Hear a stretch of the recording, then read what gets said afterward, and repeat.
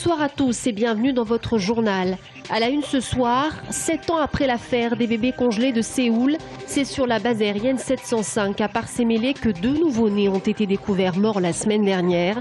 Une femme de 32 ans a été mise en examen vendredi après s'être rendue d'elle-même à la gendarmerie. Les détails à suivre dans notre édition ce soir. À Vouvray, délit de fuite après un choc frontal particulièrement violent hier soir. 3 personnes ont été blessées, une mère et ses 2 enfants, dont l'un est aujourd'hui encore dans un état grave. 2 hommes ont pris la fuite.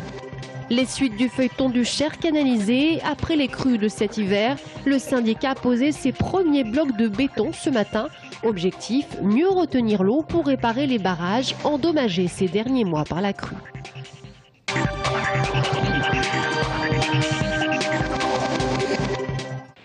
Parcémélé, base aérienne 705.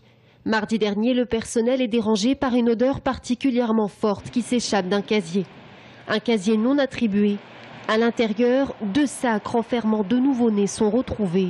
Certains personnels de la base se sont souvenus qu'une de leurs collègues avait eu une modification de son apparence physique assez importante quelques mois auparavant. Il s'agit en fait d'une femme de 32 ans.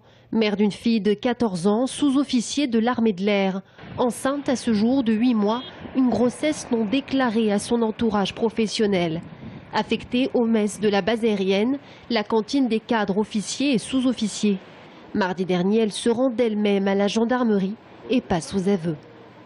Elle a révélé qu'elle avait eu 2 bébés et que, c'est la terminologie qu'elle a utilisée, qu'elle les avait tués après l'accouchement.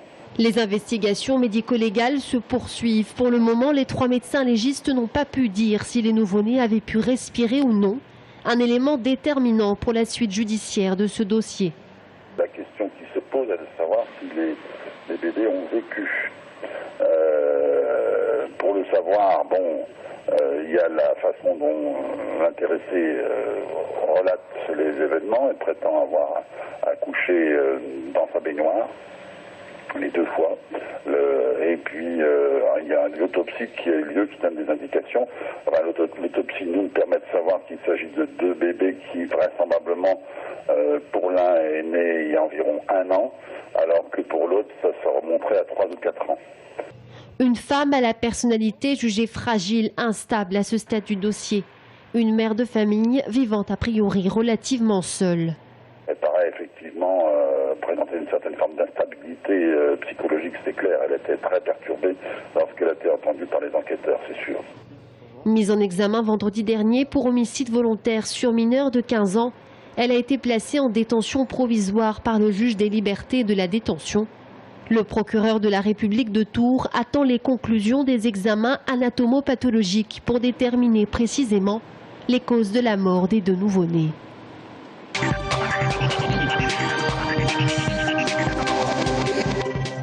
Les traces de freinage témoignent encore de la violence du choc.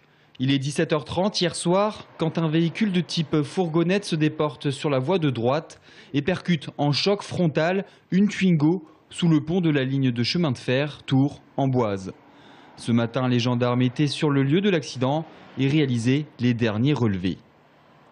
Le véhicule auteur a doublé sur la ligne continue, n'a pas eu le temps de se rabattre, a percuté un véhicule, puis le deuxième véhicule, Renault Twingo, qui s'est retrouvé sur le toit où il y a les blessés.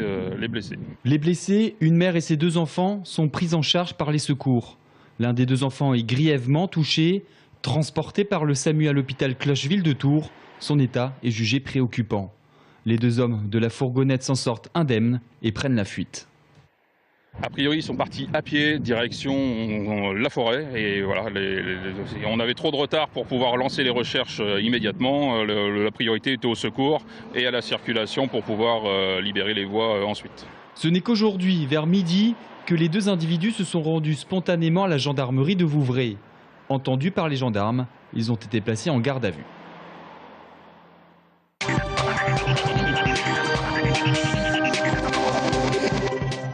L'homme qui s'est immolé par le feu dans la nuit de dimanche à lundi sur la station essence de l'Intermarché de Joué-les-Tours est décédé lundi après-midi des suites de ses brûlures au CHU Trousseau. Cet homme célibataire de 30 ans habitait à 1 km de là chez sa mère. Les caméras de vidéosurveillance ont filmé la scène. On le voit commander du carburant, asperger les environs d'essence avant de s'asperger lui-même et d'allumer le feu. Il est ensuite allé en flammes au milieu des voitures en stationnement. Sa famille a été entendue hier par les enquêteurs. Elle a confirmé que l'homme était en proie à des troubles psychologiques. L'enquête se poursuit, l'hypothèse du suicide est privilégiée.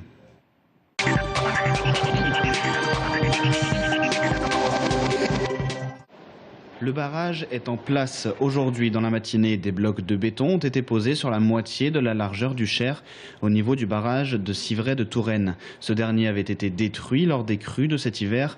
Pour faire remonter le niveau d'eau anormalement bas, le syndicat du Cher canalisé a opté pour cette solution des Legos. Ces Legos sont un dépannage provisoire pour pouvoir remonter provisoirement le niveau.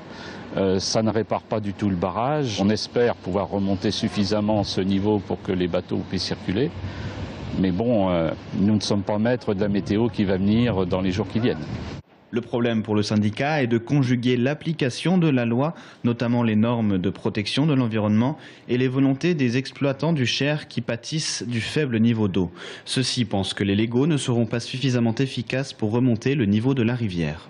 Pour nous, ça ne sera pas fini puisqu'il en manquera. Donc maintenant, la décision sera au syndicat du Cher, au président, de voir s'il peut acheter entre 5 et 7 000 euros de Legos supplémentaires qui suffira.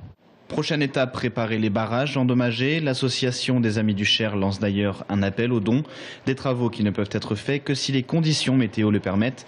Un assec de 4 heures et un débit suffisamment bas. Quoi qu'il en soit, les Legos seront retirés au plus tard fin septembre.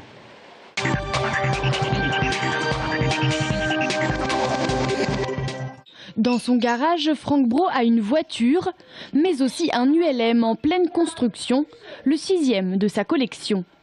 Mais le haut trait, là. En 1974, alors que leur maison est à peine terminée, il y avait déjà un ULM dans le garage de Franck et Janine. Celui-ci est un Kiebitz, un modèle allemand, le deuxième que le couple construit. Le fuselage, il n'y a plus qu'à poser le réservoir et puis installer le moteur. Et après, il faut l'encoller, il faut mettre de la toile partout, quoi. Poser le tableau de bord et les instruments. Un vrai travail d'équipe. Je l'aide à passer les outils, à couper les choses qu'il faut couper, à faire la couture à coller des choses, à faire la couture des sièges, enfin plein de choses. Et puis à deux, on fait beaucoup de choses. Quand il y en a un qui ne voit pas quelque chose, ben l'autre il a une autre idée et puis on continue. Le premier Kiebitz, le voici. Plus de 3 ans de travail. Si Franck et Janine construisent des ULM, c'est surtout pour s'envoler dès qu'ils en ont l'occasion. Rien ne les arrête, si ce n'est le vent comme aujourd'hui. C'est un petit peu le pilotage dans le temps que je n'avais pas fait, c'est-à-dire les moustaches au vent et puis au lieu de regarder à travers un cockpit, on a directement la vue comme ça. Ensemble, ils gèrent cette base aérienne. 1578 heures d'ULM au compteur de Franck, 29 amateurs devenus pilotes grâce à lui. En attendant le retour du beau temps, Franck et Janine poursuivent la construction de leur ULM. Ils espèrent l'avoir terminée à la fin de l'année prochaine.